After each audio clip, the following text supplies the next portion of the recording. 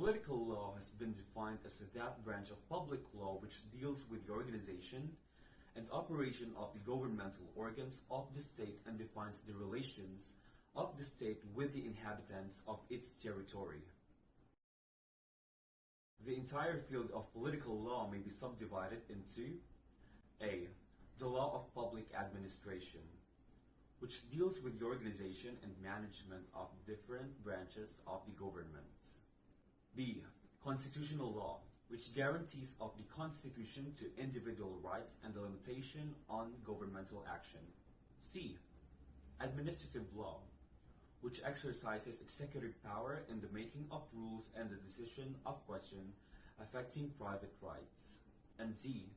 The law of public corporation, with governmental agencies for local government or for other special purposes. So let's now discuss the Department of Tourism timeline. In 1950, it started as a private initiative to promote the Philippines as a major travel destination by the Philippine Tourist and Travel Association. In 1956, the Board of Travel and Tourist Industry was created by Philippine Congress as stipulated in Integrated Organization Plan. In 1972, sanctioned as a law under Presidential Decree No. 1, as amended, the Department of Trade and Tourism was established, reorganizing the Department of Commerce and Industry. A Philippine Tourism Commission was created under the Unified Trade and Tourism Department to oversee the growth of the tourism industry as a source of economic benefit for the country. In 1973, President Ferdinand Marcos created a new cabinet-level Department of Tourism by splitting the Department of Trade and Tourism into two separate departments. Included in the new Department of Tourism, the agency Philippine Tourism Authority and the Philippine Convention Bureau were created.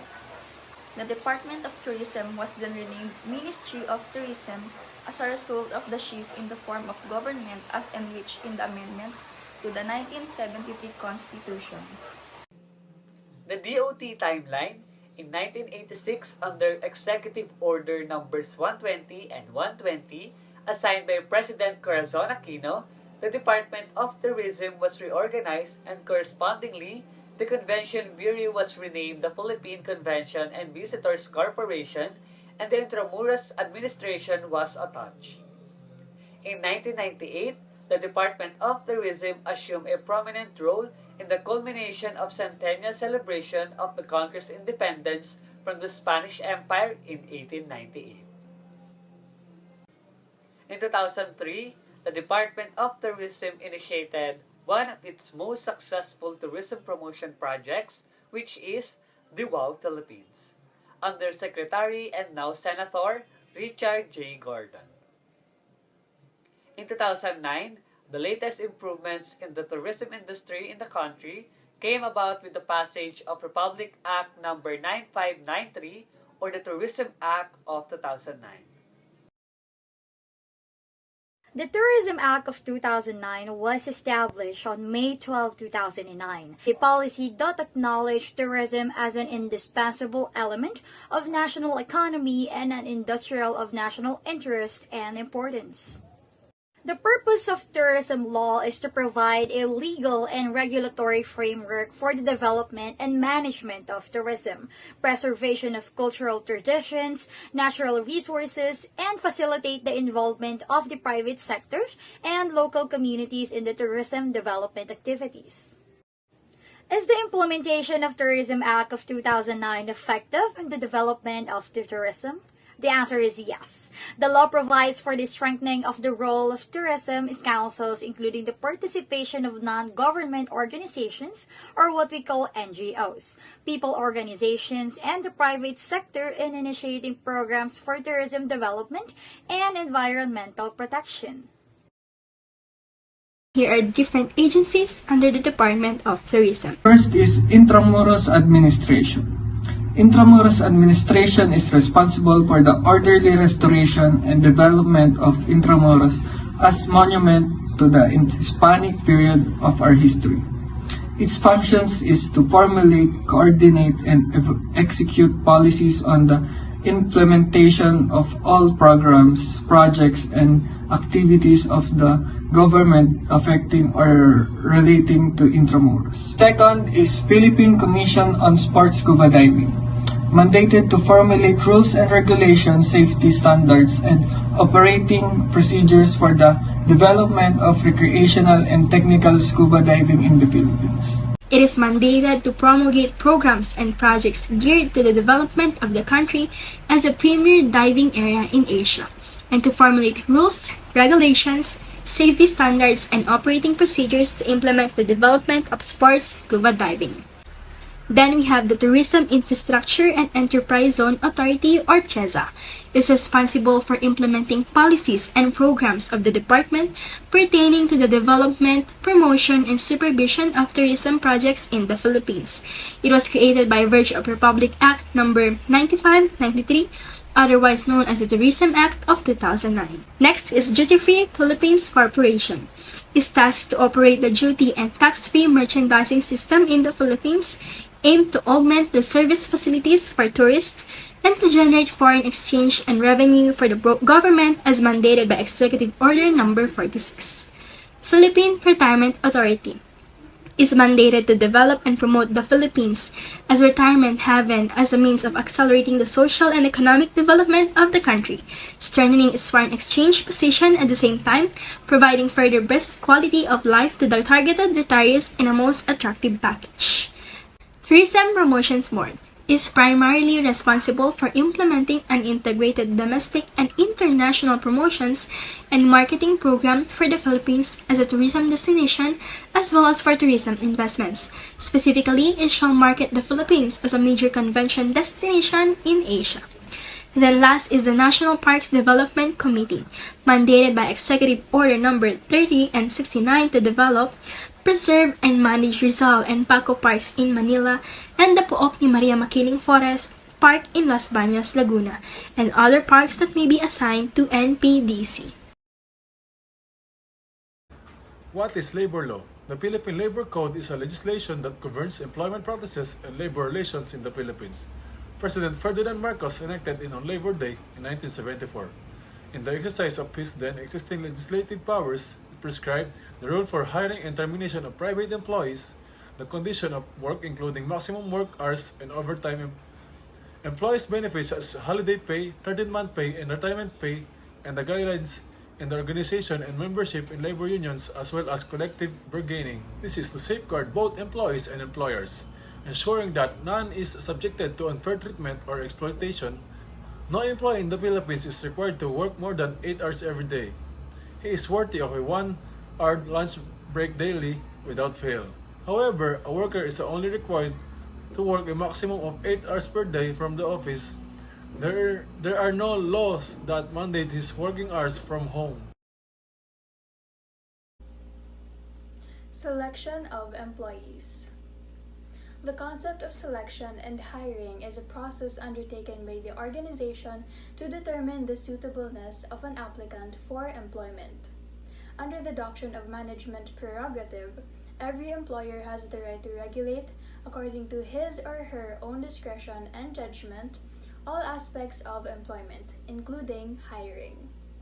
Selection criteria for a position will generally fall under 4 headings: education and other formal credentials, job-specific skills and knowledge, non-job-specific skills and knowledge, and personal attributes and traits. With that, upon employment, the Department of Labor and Employment states that every employer must protect labor, provide equal work, promote employment regardless of race, gender, or creed, and regulate relationships with their employees. There are 5 types of employment under the labor law, namely regular, contractual, seasonal, casual, and project employees. Starting off with regular employees. Regular employees are hired for tasks that are required or desired in employer's regular operation. As a result, a regular employee benefits from the Constitution's guarantee of tenure security, which will be discussed later on. Contractual employees are also called independent contractors, contract workers, freelancers, or work-for-hire staffers are hired or contracted for a specific project or time frame for a set fee. While those who works at a certain time of the year, like for example during Christmas season, are called seasonal employees. Casual employees are those who has temporary as opposed to the permanent or regular employment. One example would be a cook in a restaurant. Obviously, cook is usually necessary and desirable when one operates a restaurant. One cannot serve food, much less cooking anything, if there is no cook. Lastly, project-based employees. Project-based employees will only work until the project is done. For example, your organization may need to create a new website, and you would need a website developer, graphic artist, programmer, and writer. The contract ends with the completion of the project. Control of employees. Employees also have rights in their working environment. Their rights encompasses a large array of human rights, from the right to decent work and freedom of association to equal opportunity and protection against discrimination. And here are the following. Normal hours of work. The normal and allowable working hours in the Philippines is 8 hours per day. If employees are required to work beyond those hours, then it is the company's responsibility to compensate additional fees for the hours rendered. Meal period. It shall be the duty of every employer to give his employees not less than 60 minutes time off for their regular meals. Night shift differential. Every employee shall be paid a night shift differential of not less than 10% of his regular wage for each work performed between 10 o'clock in the evening and 6 o'clock in the morning. Another mandated rights by the government under control of employees are overtime, rest days or day off, and also undertime that is not offset by overtime. In a normal setting, an employee is expected to work for 8 hours. However, an employee can exceed these 8 hours when needed. This is going to be at least 25% on top of their regular wage, and if it falls on a holiday or the rest day, it should account for at least 30%.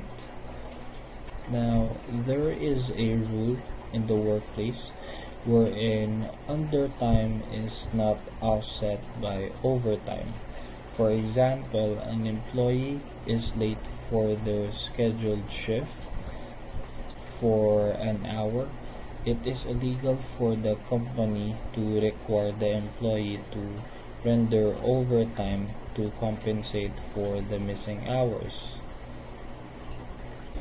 Workers are also entitled to have a rest day of at least 24 hours every after 5 or 6 consecutive work days. However, employees can always render overtime during the rest day, and this is paid 30% on top of the normal wage. This is also applicable for holidays, and it would be credited as double pay, and 30% for special holidays. Night differential also applies. However, employee cannot proactively ask for an overtime.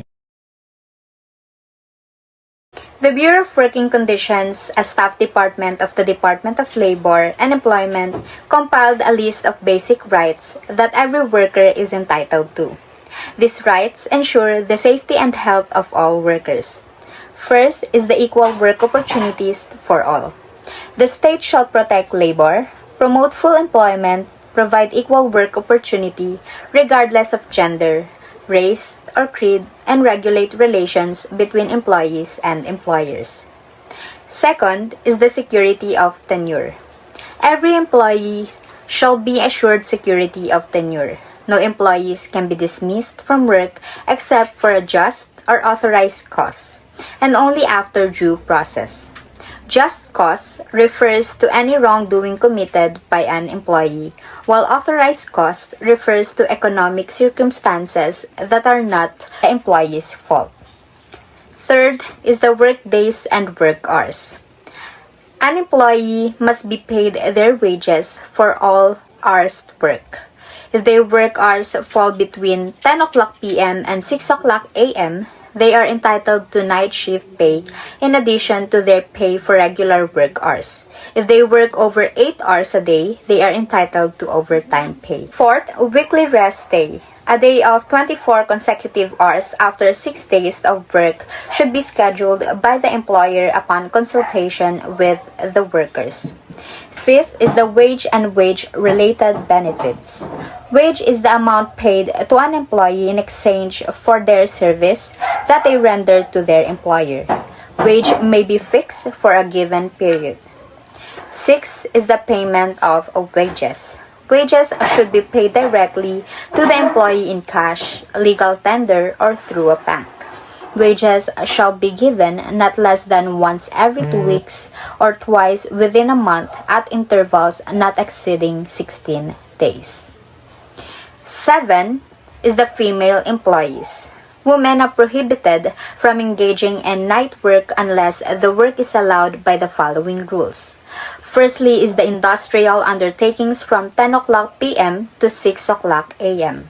Secondly is the commercial or non-industrial undertakings from 12 midnight to 6 o'clock a.m. Or third, agricultural takings at 9 provided that she has had 9 consecutive hours of rest. Welfare facilities such as separate dressing rooms and lavatories must be installed at the workplace. 8 is the employment of children.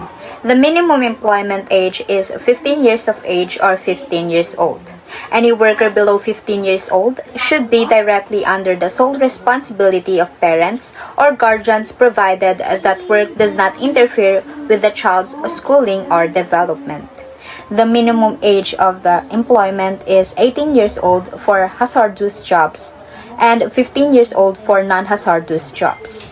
No child below 15 can work unless he or she is working under the sole responsibility of parents or guardian where a child's employment or participation in public entertainment or information through cinema, theater, radio, television, or other forms of media is essential.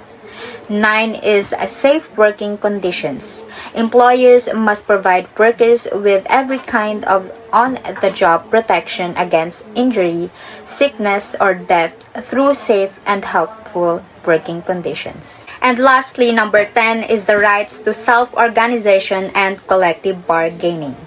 Every worker has the right to self-organization, that is, to form or to join any legitimate workers' union free from interference of their employer or the government.